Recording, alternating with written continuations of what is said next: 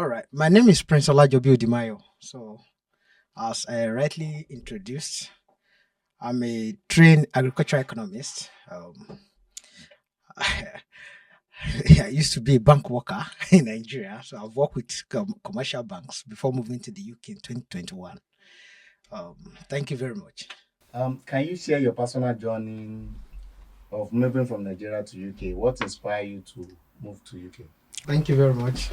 Moving to UK for me is, I think, it's more adventurous.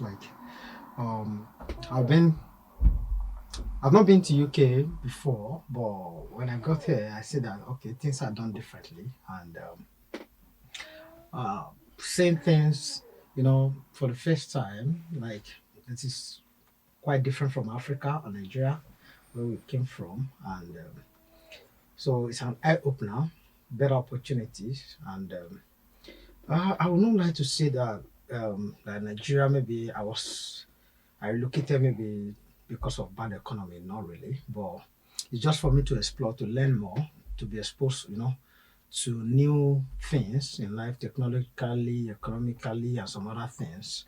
And it has really benefited me. So I came here to study. I think, well, it's a nice experience anyway so far. Thank you. Thank you very much.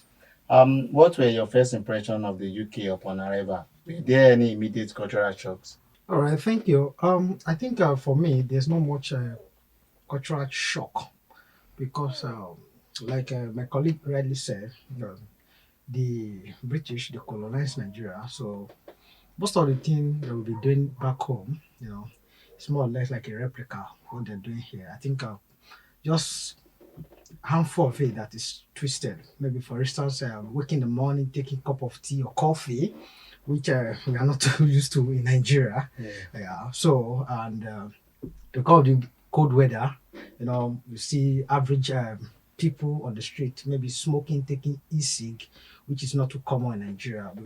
But I see things like they've been done, in order. For instance, people don't have to control you to be on the queue before you just join the queue. Naturally, you just follow the queue, and mostly there are signages around. Maybe you can be on the driveway, maybe on the street.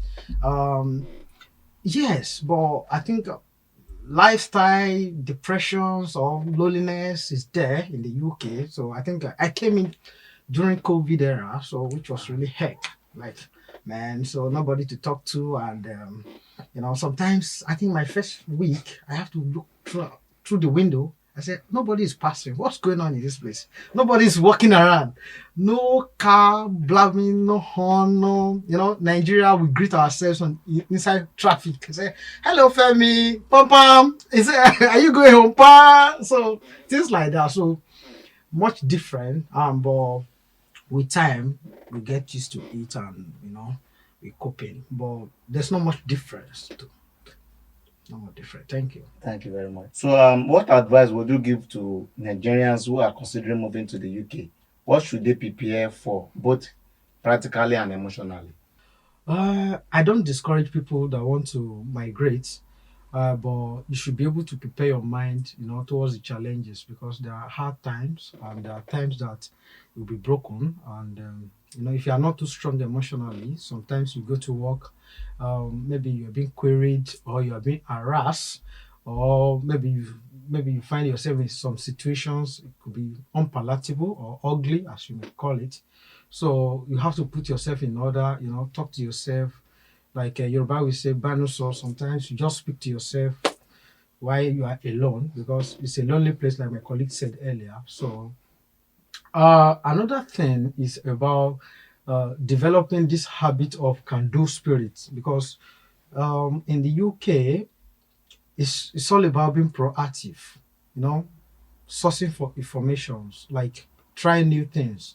Sometimes it's difficult, maybe it's to not work, but there's no harm in trying. Keep trying, because in the process of try, you may likely, make the headway and you skip through. So I don't discourage people, but you must be prepared that you are facing a new life, a new brand new life. So that's it. Thank you. Thank you very much. Are there specific skills or qualifications that you found particularly valuable in the UK job market? Yeah. Um, For instance, when I came in, I discovered that there was a new trend, because even before I left Nigeria, that was 2019 when the COVID started proper. So people started working from home. I used to work in a bank in Nigeria. So we discovered that, let's say we have staff strength of 150 in this floor. So they make sure that at least maybe like 50 of us or 75, let's say averagely, will come to work. So they develop, this new way of human resources management of say, okay, use work from home. So from there, so many of us were enrolled into a program there and they call it Coursera. So we're able to learn, data analytics and some other things that are so useful, for us to set up a computer at home to work, freely without any interruptions or any hiccup. So coming to the UK, you must have these skills of maybe if not too proficient one, maybe like normal basic one, you must be technologically savvy.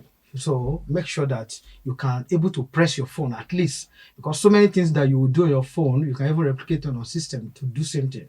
So having that on phone or system, computer as you may say, so it helps.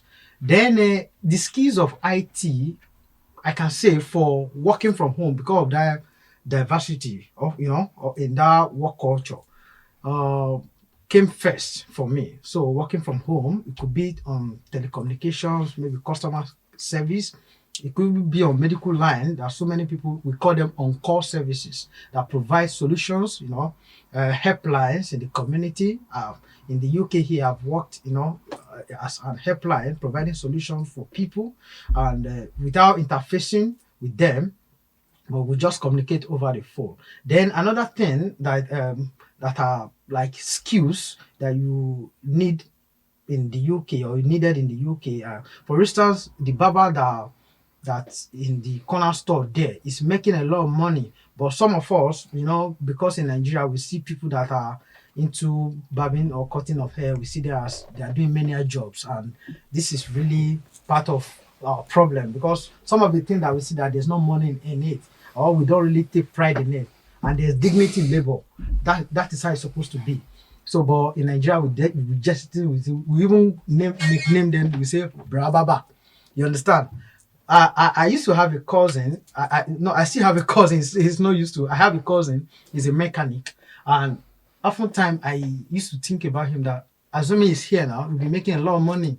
If you want to agree with me, because in Nigeria we see mechanic people as very dirty people, wearing all these dirty clothes with grease in their hands and oil stains and some other thing.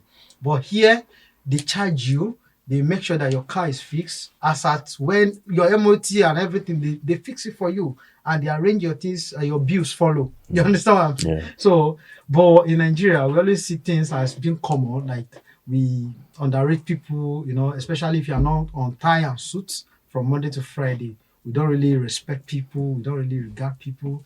And skills in the UK are numerous to be numbered. So we just have to highlight few. You understand?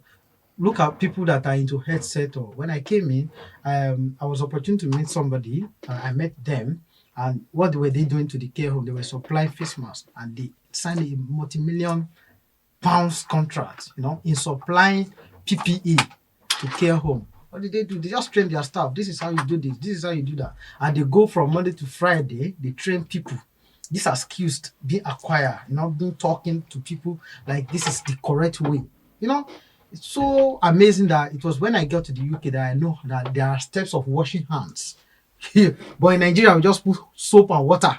Under 5 minutes, we wash our hand, we dry it, we go away. But here, we're meant to understand that there are steps of washing hand, there are steps of doing things, even cooking, arranging your foods inside fridge or freezer.